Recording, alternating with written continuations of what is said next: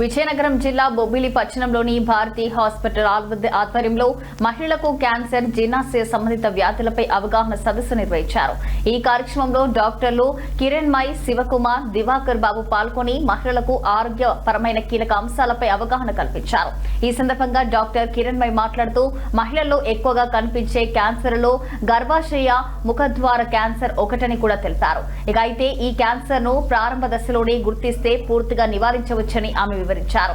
ఇక cervical cancer ను ముందుగానే గుర్తించేందుకు పాస్ట్ స్మియర్ టెస్ట్ అలాగే హెచ్పివి టెస్ట్ చేయించుకోవాలని సూచించారు. క్యాన్సర్ గురించి మనం అసలు ముందు అవగాహన ఎందుకు ఉండాలి, ఎందుకు తెలుసుకోవాలి అని అంటే, ఇప్పుడు ఉమెన్ లో మోస్ట్ కామన్ క్యాన్సర్ అనేది బ్రెస్ట్ తర్వాత cervical cancer is second most common cancer. అలాగే ఉమెన్ లో క్యాన్సర్ వల్ల చనిపోయే డెత్స్, క్యాన్సర్ వల్ల అయ్యే డెత్స్ లో కూడా most common is cervical cancer. So second most common cancer, అలాగే డెత్స్ కాజ్ చేసే దాంట్లో కూడా మోస్ట్ కామన్. అయితే ఈ క్యాన్సర్ ని చాలా ఈజీగా ప్రివెంట్ చేయొచ్చు మనము, అలాగే తొందరగా కూడా కనుగొనవచ్చు. సో తొందరగా కనుగొనగలిగి ప్రివెంట్ చేయగలిగి కూడా ఇంకా ఎందుకు మోస్ట్ కామన్ క్యాన్సర్ గా ఇండియాలో కొంచెం మనం డెవలప్ చేయడానికి, పబ్లిక్ కుదిరినంత సర్వీస్ చేయడానికి మీ అందరు సపోర్ట్ ఉంటే బాగుంటుందని మీ ద్వారా కొంచెం ఎక్కువ మందికి తెలియజేస్తారని చెప్పి చిన్న పబ్లిక్ కూడా ప్రయాస తగ్గిపోతుంది.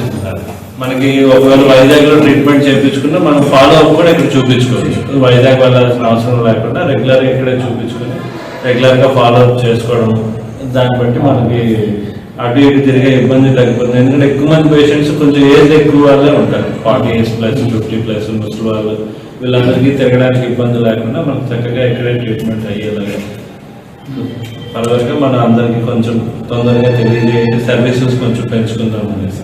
సార్ మన హాస్పిటల్ వెంటిలేటర్ ఉందండి?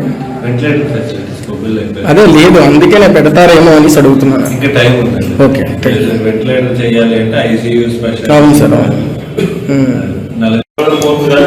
స్టోన్ మాత్రం క్లియర్ అవుతుంది. సో దీనివల్ల నొప్పి కానీ ఇన్ఫెక్షన్ రావడం కానీ ఇట్లాంటివన్నీ జరుగుతుంది. సో ఎండోస్కోపీలో ఈఆర్సీపీ అనే ప్రొసీజర్ ఉంటుంది. దాని ద్వారా గాల్బ్లాడర్ని క్లియర్ చేస్తాం, గాల్బ్లాడర్ డక్ట్ని క్లియర్ చేసేవచ్చు. క్లియర్ చేసి ఒక స్టెంట్ వేస్తాం. ఈఆర్సీపీ కాకుండా ఆ స్టోన్ బయటకి డక్ట్లో పట్టిన స్టోన్ బయటకు తీయడానికి వేరే మార్గం అంటూ ఏం లేదు. సో ఈ గాల్బ్లాడర్ స్టోన్స్ డిసీజ్ కూడా ఎండోస్కోపీ ద్వారా చాలా యూజ్ ఉంటుంది. అలాగే కొలనోస్కోపీ అంటారు. కొలనోస్కోపీ అంటే ఏం లేదు, నోటి ద్వారా చేసినట్టే ప్లేటింగ్ వెళ్ళే వైపు నుంచి మల ద్వారా నుండి ఎండోస్కోపీ చేస్తాం. దాన్ని కొలనోస్కోపీ అంటారు.